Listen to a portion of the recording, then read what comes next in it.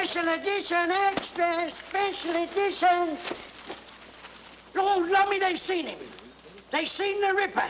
Murder in Whitechapel. Murder. The Ripper's been seen.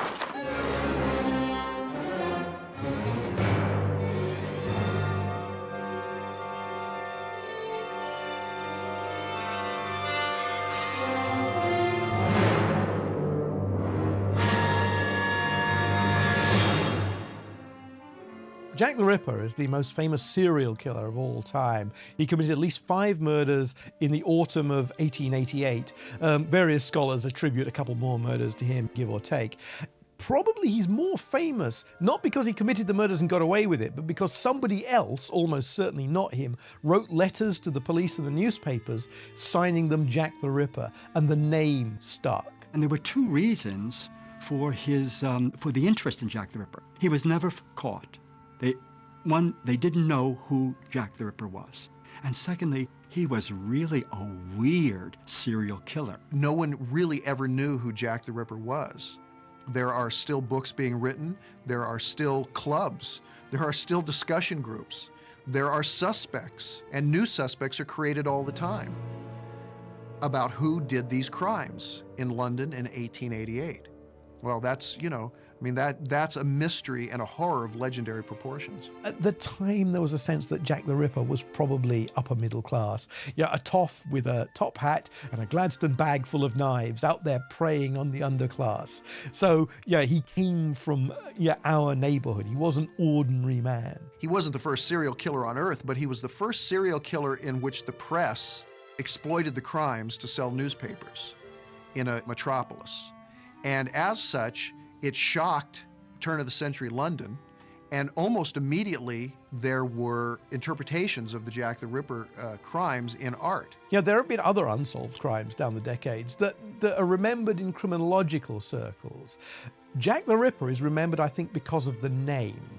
And certainly at least the first 50 years of history of Jack the Ripper movies, they have only the name and a few urban legends about Jack the Ripper are used. And The Lodger, of course, was based on a novel by Marie Belloc Lowndes. It was first made by Alfred Hitchcock, amazingly, as The Lodger, A Tale of the London Fog, starring Ivor Novello, the great all-round performer, as the mysterious stranger who turns up on a doorstep one night looking for lodgings and slowly but surely becomes the chief suspect in the Jack the Ripper killings.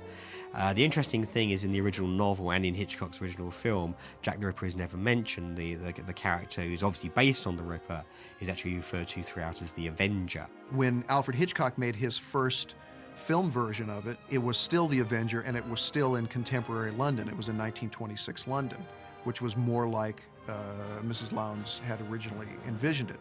Now, when 20th Century Fox decided to do it, he became Jack the Ripper. It was 1888 London. He was killing, actresses because the censors decreed that it couldn't, the name prostitute couldn't be used. However, you and I both know that he was killing prostitutes. One of the novelties of The Lodger and how it's original and different is that it's a much more lavishly budgeted picture, a lot more production value, and the interpretation of the horror actor is so different, so novel, so audacious. This is not just some werewolf growing a big face of special effects hair. This is a man who is showing off all of this sexual aberration, and this was frightening to an audience, something they really hadn't experienced, something that movies didn't offer every day. This was very daring stuff. John Brom was a master of atmosphere and mood. He could use the camera, angles, moving shots, lighting, to create a mood of impending doom, as well as anybody, as well as Jacques Tourneur at RKO. And he used that to great advantage, of course, in Undying Monster, but even more so when it came to do an adaptation of The Lodger, because in a Gothic setting, in a sort of turn-of-the-century London setting, his Germanic style was perfectly suited. First of all, he did wonderful visual things.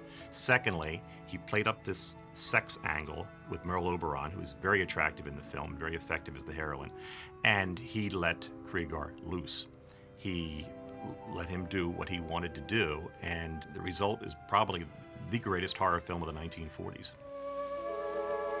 This is a beautiful old Bible. It was my Aunt Sophie's, You'll leave it here.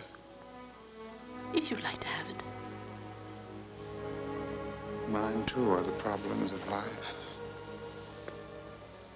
and death. The thing that Barr Lyndon really was concerned about was that he had to make him sympathetic, both for the audience acceptance and for the censors to ever let this go. He had to give him some kind of an angle. He had to give the lodgers some kind of a sympathetic pathos that would get by. And so, of course, he had the whole thing about that loose women had ruined the lodger's brother. And, of course, on paper, that's somewhat sympathetic. Of course, when Cregar was through with it, you know, he hated women because they had ruined his brother, and he had been in love with his brother. And he gazed lustfully at his brother's picture. And these other things ended up in the movie that weren't actually on paper in the script. So they had to somehow or other get this script past the censors, first of all, a Jack the Ripper movie. And of course, they got rid of the prostitutes, and they got rid of the garters, and they got rid of these other things that they thought, well, we can't have that. What they couldn't get rid of was Laird Cregar's imagination. Laird Cregar was fast becoming the villain on the 20th Century Fox lot. He was a fine actor, very soft-spoken, very unusual looking. He was 6'3", he was 300 pounds, and he had those soulful eyes. And that, coupled with a really quite fascinating acting technique, made him the perfect candidate to play Jack the Ripper. And he really rewarded their choice by making some pretty interesting acting choices himself in the part, because he didn't play it as a raving maniac, even though his lines could have been delivered that way. He played it as a man who was polite, who was shy, who was soft-spoken, and somehow that made him even more frightening and more believable. The reason the lodger works so well is because, although Cregar is not top billed, his is the central performance to the film. He basically carries the entire film on his large, sweaty shoulders throughout. And he is supported by a phenomenally good cast that includes Sir Edward Hardwicke and George Sanders. For Bram, one of the great things would have been, and for other directors working at Fox at that time, was this wonderful team of actors that were there, the kind of family of actors that they had, with George Sanders and so forth. It's a great thing to have, because you're casting from within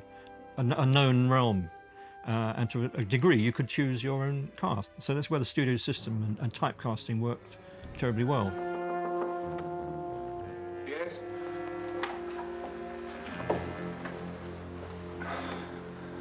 We have a little excitement outside.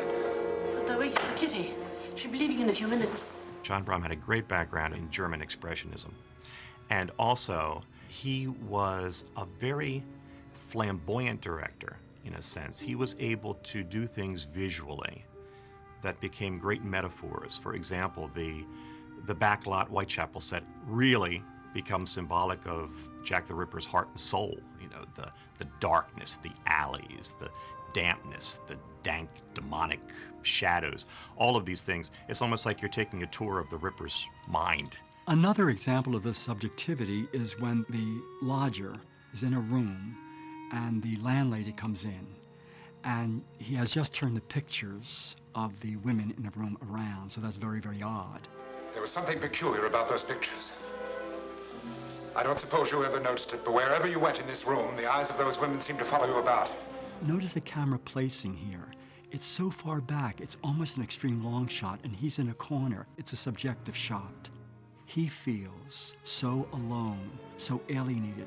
This is Bram telling us, or making us feel what he feels. He feels alienated. The landlady comes in, he's far away. He's far away from us, the spectator, in this extreme long shot. All this space between him, the lodger, and us. This is what he feels in his own life. This is how he goes around. He feels this space, this alienation.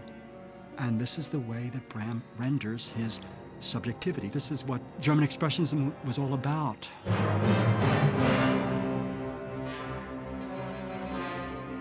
I think The Lodger has one of the great climaxes of 1940s cinema when it's set in the theatre, which is basically the whole movie revolves around.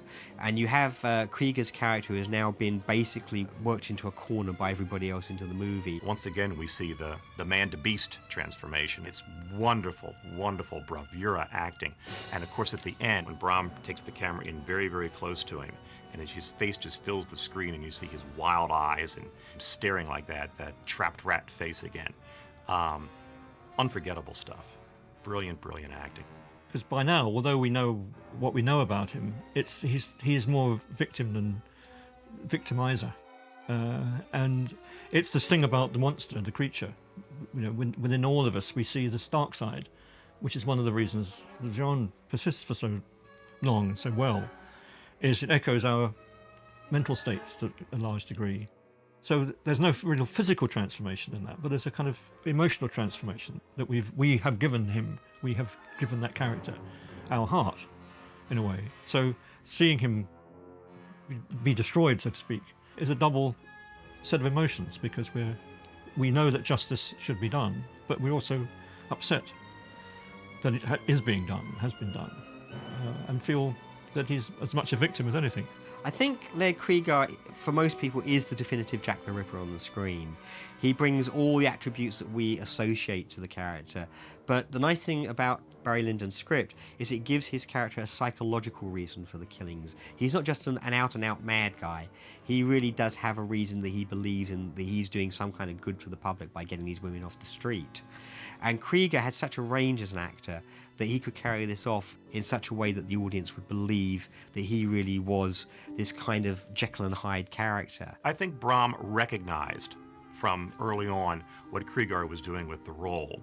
And I think he also gambled on the fact that some of what he was doing was so unusual and so sophisticated that it would get by. It was kind of a sly approach that Brom and Cregar collaborated on. Laird Cregar's attitude was, let me run with this and do this my own very, very odd way. And Brom's response was, let's see what we can get away with here. That's the great thing about the film. They really got away with a very, very unorthodox Jack the Ripper film, in a sense. It's the greatest Jack the Ripper film ever made, but it's also the strangest. Look at that remarkable brows, lofty. See the life in those eyes, they're fine and clear.